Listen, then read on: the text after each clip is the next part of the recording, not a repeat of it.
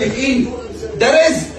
انا اعرف ان النهارده هيحصل بنتين اللي احمد رؤوف هيقول لك بنتاي فسخ حق. انا اعرف ما انت بتبلغ بالحلقه بقالك سؤال انت بتكلمني انا ليه؟ وانا المدير الرياضي؟ لا انت حماه. مش في مدير مال الحما بالله، مال الحما والاب بالله. لا حماء وعضو مجلس اداره بس مال الحما ماليش دعوه واللعيب. بالكوره. بس بقى المدير الرياضي ساله حبيبك. طب انا راضي ذمتك كمشجع زملكاوي او كجمهور الزمالك عامه بعد اللي انت سمعته ده، ايه رايك؟ تخيل ده عضو مجلس اداره مسؤول في النادي بتاعك بيتسأل عن جوز بنته اللي هو لاعب في الفريق، بيقول له يا عم انا مالي، هو انا المدير الرياضي؟ تخيل جوز بنته يعني عارف عنه كل حاجه، يعني قبل ما يفسخ العقد قال له يا حمايه انا هفسخ العقد مع نادي الزمالك، قال له افسخ حبيبي، تعالى انا هوديك بيراميدز او تعالى هوديك الاهلي او اللي يدفع اكتر روح عنده، لان انا كده كده هسمسر وبنت هتستفيد وانت هتستفيد والدنيا كلها هتستفيد. طب نادي الزمالك انا مالي يا عم بنادي الزمالك؟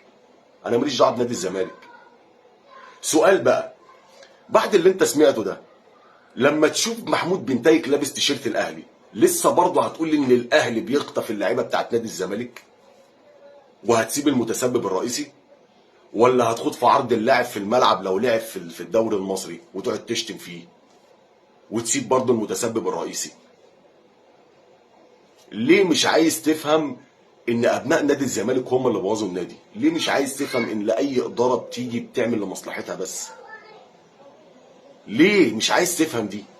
احمد سليمان ده على فكره هو اللي جاب مشلاك وكان قدام منه اشرف بن شرقي في صفقه انتقال حر. دلوقتي مشلاك اشتكى نادي الزمالك والزمالك بقى عليه غرامه بسبب احمد سليمان وبسبب اللاعب. لسه برضه مصمم ان الاهلي هو اللي بيفضي نادي الزمالك واللي الاهلي عايز يوقع نادي الزمالك وسايب المتسبب الرئيسي.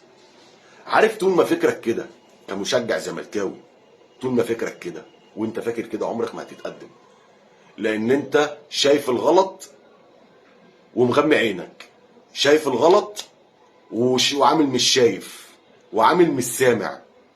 انا عندي مبررات خلاص، انا المبررات عارفينها، حكام الدوله، الاهلي بيتجامل، الاهلي بيفضي الانديه، ساعات مش عارف ايه، الخطيب. رغم اللي انت شايفه ده واللي انت سمعته ده، طبعا ده فساد علني. اللي انت سمعته ده سايبه وماسك في الخطيب، ماسك في الخطيب الكابتن محمود الخطيب، الكابتن محمود الخطيب الاسطوره اللي انت اصلا مش عارف تمسك عليه حاجه ولا عمرك مسكت عليه حاجه، عمال تهبهب بالكلام وخلاص، وبتسيب المتسبب الرئيسي وتقول لك الكابتن محمود الخطيب بيفضي نادي الزمالك. فانت عمرك ما هتتقدم. كويس اللي انت بتسمع بودنك. العاقل بقى واللي فاهم هو اللي عارف انا بقول ايه. اللي مش فاهم وبيشجع الزمالك بظهره هيفضل طول عمره كده، والزمالك هيفضل طول عمره كده. ابعتها له عشان معموله له.